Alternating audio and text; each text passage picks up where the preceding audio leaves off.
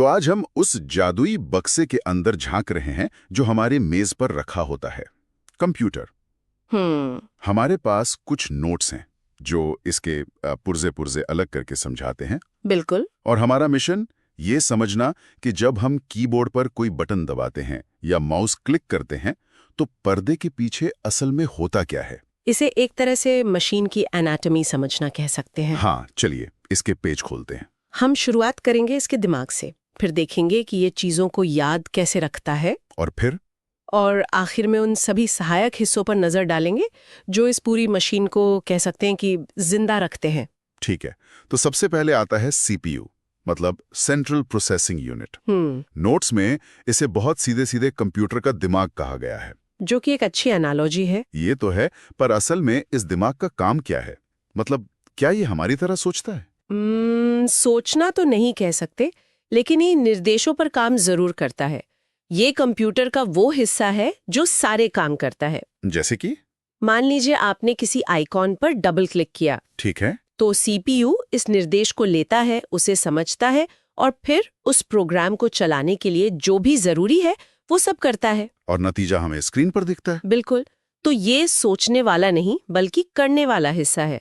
हर एक कमांड, हर कैलकुलेशन सब यहीं से गुजरता है। अच्छा, तो ये एक सुपर फास्ट मैनेजर है, कह सकते हैं। नोट्स में सीपीयू के बाहर और अंदर की तस्वीरें भी हैं। बाहर तो बहुत सारे पोर्ट्स दिख रहे हैं। वो पुराने PS2 वाले भी है। हाँ, और फिर USB, HDMI, नेटवर्क पोर्ट।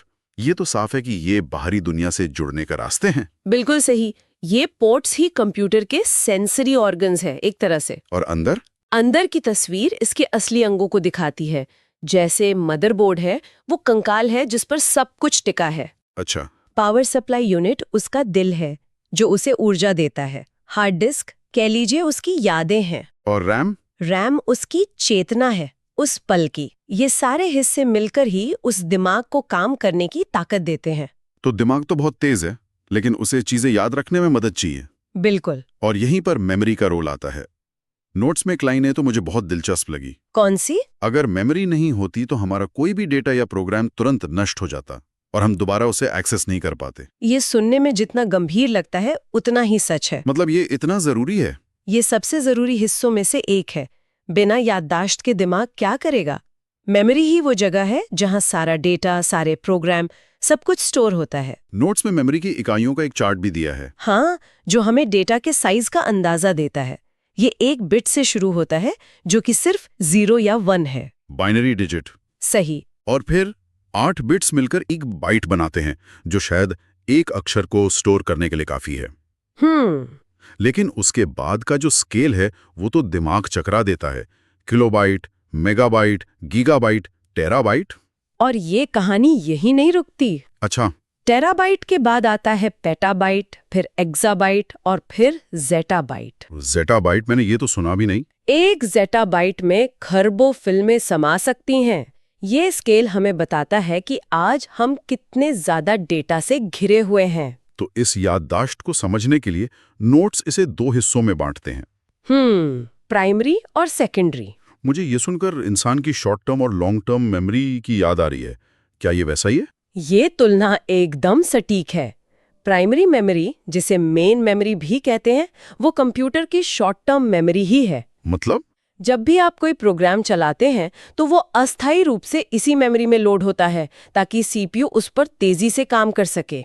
लेकिन इसकी एक खासियत है, ये अस्थिर यानी वोलेटाइल होती है। वोलेटाइल। इसका मतलब जैसे ही बिजली गई सब कुछ गायब। बिल्कुल। जैसे ही कंप्यूटर बंद हुआ, प्राइमरी मेमोरी में रखा सारा डेटा हवा हो जाता है। इसीलिए कहते हैं कि काम को सेव करते रहो। जी हाँ। प्राइमरी मेमोरी का सबसे आम उदाहरण है रैम, यानी रैंडम एक्सेस मेमोरी। अच्छा, तो जब मेरा कंप्यूटर 50 ब्राउजर टैब खोलने पर धीरे हो जाता है तो वो रैम की वजह से है। आपने बिल्कुल सही पकड़ा। क्या मेरी शॉर्ट टर्म मेमोरी भर गई है? हाँ, हर टैब, हर एप्लीकेशन रैम का एक हिस्सा इस्तेमाल करती है। जब रैम भर जाती है तो कंप्यूटर को डेटा हार्ड डिस्क पर भेजना पड़ता है, जो कि बहुत धीमी है। इसीलिए नोट्स में लिखा है कि जितनी ज्यादा क्षमता वाली रैम होगी, कंप्यूटर उतना ही तेज चलेगा। एकदम सही। डायनामिक रैम, सिंक्रोनस रैम, ये सब इसी के अलग अलग प्रकार हैं जो स्पीड और एफिशिएंसी को बेहतर करते हैं। ठीक है, तो रैम हमारी फौरी याददाश्त हो गई, लेकिन प्राइमरी मेमोरी का एक और प्रकार बताया गया है। रॉम? हाँ, रोम यानी रीड ओनली मेमोरी। इसके नाम से लगता है कि इसके साथ ज्यादा छेड़छाड़ नहीं कर सकते। सही।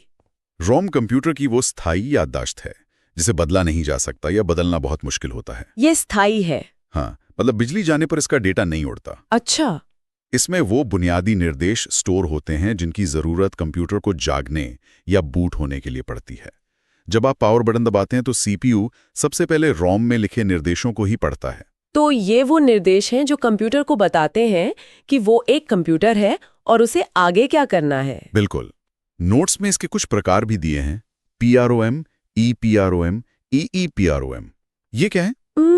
ऐसे आप रोम का विकास समझ सकती हैं। PROM एक खाली कैसेट की तरह था जिस पर आप एक बार कुछ रिकॉर्ड कर सकते थे, बस वो स्थायी हो गया। और EPROM? EPROM एक सुधार था, आप उसे मिटा सकते थे, लेकिन उसके लिए चिप को तेज अल्ट्रावायलेट लाइट में रखना पड़ता था। ये तो बहुत असुविधाजनक लगता है। असली गेम चेंजर है EPROM, जिसे हम आज इस्तेमाल करते हैं। इसे बिजली के सिग्नल से ही मिटाया और दोबारा लिखा जा सकता है। अच्छा। इसी की वजह से रैम हमारी फौरी सोच है तो रोम हमारी गहरी आदतें हैं। अच्छी तुलना है। लेकिन मेरे डॉक्यूमेंट्स, मेरी तस्वीरें, मेरी फिल्में कहाँ जाती हैं? ये तो रैम में नहीं रहती। और यही पर आती है सेकेंडरी मेमोरी, हमारी लॉन्ग टर्म मेमोरी। बिल्कुल। इसे बाहरी या सहायक मेमोरी भी कहते हैं। ये वो जगह है जहां हम अपनी फाइलों को स्थायी रूप से रखते हैं। यहाँ डेटा तब तक सुरक्षित रहेगा जब तक आप उसे खुद नहीं हटाते। चलिए तो इस लॉन्ग टर्म स्टोरेज के कुछ उदाहरण देखते हैं। सबसे पहले और सबसे जरूरी, हार्ड डिस्क। हाँ, ये तो कंप्यूटर का मुख्य गोदाम हुआ। गोदाम सही शब्द है। बिल्कुल। हार्ड डिस्क वो स्टोरेज डिवाइस है जहां आपका ऑपरेटिंग सिस्टम, आपके सारे सॉफ्टवेयर और आपकी सारी निजी फाइलें स्थायी रूप से रहती हैं। ये काम कैसे करती है? ये एक चुंबकीय डिस्क होती है जो बहुत तेजी से घूमती है और एक हेड उसको डेटा को पढ़ता और लिखता है। नोट्स में इनकी अलग अलग क्षमताओं का भी जिक्र है, 80 GB से लेकर 1 GB और अब तो उससे भी कहीं ज्यादा। हार्ड डिस्क के अलावा डेटा को एक जगह से दूसरी जगह ले जाने वाले डिवाइस भी हैं। हाँ। नोट्स में तो इनका एक पूरा एवोल्यूशन दिखाया गया है। शुरुआत होती है फ्लॉपी डिस्क से। फ्लॉपी डिस्क आज के जमाने में तो ये एक मजेदार चीज लगती है। हाँ, मैंने तो शायद देखी भी नहीं है असल में। मुझे याद है मेरी पूरी यूनिवर्सिटी की थीसिस एक 1.44 MB की फ्लॉपी में आ गई थी। बस 1.44 MB? हाँ, आज मेरे फोन से खींची एक अच्छी क्वालिटी की फोटो भी उसमें फिट नहीं होगी। ये दिखाता है कि टेक्नोलॉजी कितनी बदल गई है। बहुत ज्यादा। फ्लॉपी के बाद ऑप्टिकल डिस्क का जमाना आया, है ना? CD और DVD। सही। इनमें लेजर तकनीक का इस्तेमाल होता था। CD ने संगीत की दुनिया बदल दी और DVD ने फिल्मों की। DVD CD जैसी ही दिखती थी पर उसकी स्टोरेज क्षमता ज्यादा थी। हाँ, कई गुना ज्यादा। ये उस वक्त के लिए बहुत बड़ी बात थी। और फिर असली क्रांति आई, सॉलिड स्टेट स्टोरेज। हाँ, फ्लैश ड्राइव या पेन ड्राइव। ये असली गेम चेंजर था। इसमें कोई घूमने वाला हिस्सा नहीं, कोई लेजर नहीं, बस इलेक्ट्रॉनिक सर्किट। छोटी, तेज और टिकाऊ। और इसमें बहुत सारा डेटा आ सकता था। पेन ड्राइव ने आते ही फ्लॉपी और CD DVD के राज को लगभग खत्म कर दिया। ठीक है, तो हमने दिमाग यानी CPU और उसकी याददाश्त मतलब मेमोरी को समझ लिया। लेकिन इस पूरे सिस्टम को जिंदा रखने के लिए और भी तो चीजें होंगी। नोट्स में पावर सप्लाई का जिक्र है। अगर CPU दिमाग है और मेमोरी याददाश्त, तो पावर सप्लाई यानी SMP इस शरीर का पाचन तंत्र है। पाचन तंत्र, दिलचस्प। इसका काम बहुत महत्वपूर्ण है। यह हमारे घरों में आने वाली हाई वोल्टेज AC करंट को कंप्यूटर के पुर्जों के लिए जरूरी लो वोल्टेज DC करंट में बदलता है। अच्छा, बिना सही और स्थिर पावर के कंप्यूटर का कोई भी हिस्सा काम नहीं कर सकता। ये एक गुमनाम हीरो की तरह है। और एक्सपेंशन कार्ड्स, नोड्स में इनका भी जिक्र है। इन्हें आप शरीर के लिए खास स्किल अपग्रेड मान सकते हैं। Skill upgrade. हाँ, आपका कंप्यूटर बुनियादी चीजों के साथ आता है, लेकिन अगर आपको कुछ खास करना है जैसे हाई एंड गेमिंग खेलनी है तो आपको एक बेहतर ग्राफिक कार्ड की जरूरत होगी। या बेहतर साउंड क्वालिटी चाहिए तो साउंड कार्ड। बिल्कुल। ये कार्ड मदरबोर्ड के स्लॉट में लगते हैं और कंप्यूटर को नई या बेहतर क्षमताएं देते हैं। और आखिर में एक सवाल जो अक्सर लोगों को कंफ्यूज करता है, नोट्स में प्रोसेसर का भी जिक्र है। ये CPU से कैसे अलग है? ये एक बहुत अच्छा सवाल है क्योंकि लोग इन दोनों शब्दों का इस्तेमाल एक दूसरे की जगह करते हैं। तो क्या ये एक ही चीज है? आज के समय में व्यावहारिक रूप से प्रोसेसर ही CPU है। अच्छा। CPU यानी सेंट्रल प्रोसेसिंग यूनिट उस पुर्जे के काम का तकनीकी नाम है। और प्रोसेसर? और प्रोसेसर उस असल भौतिक चिप का आम नाम है जो वो काम करती है। ओके, अब समझा। तो जब कोई कहता है कि मेरे कंप्यूटर में इंटेल i7 प्रोसेसर है, तो वो अपने सीपीयू की ही बात कर रहा होता है। नोट्स में भी यही बताया गया है कि ये एक चिप है जो दिमाग की तरह काम करती है। तो इस सारी बातचीत का निचोड़ क्या है?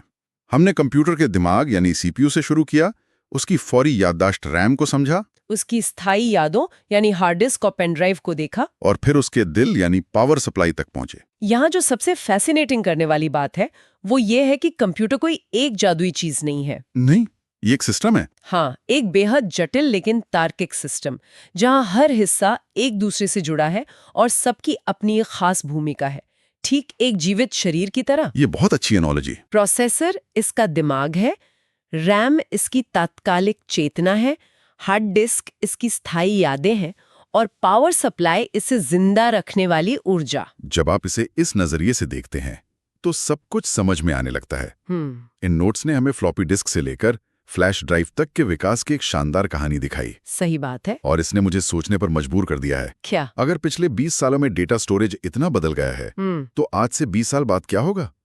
ये तो सोचने वाली बात है। क्या हार्ड डिस्क और पेन ड्राइव जैसी भौतिक चीजें पूरी तरह गायब हो जाएंगी? हो सकता है। और उनकी जगह क्या कुछ ऐसा आएगा जिसकी हम आज कल्पना भी नहीं कर सकते? शायद डेटा सीधे हवा में स्टोर होगा या किसी बायोलॉजिकल माध्यम में।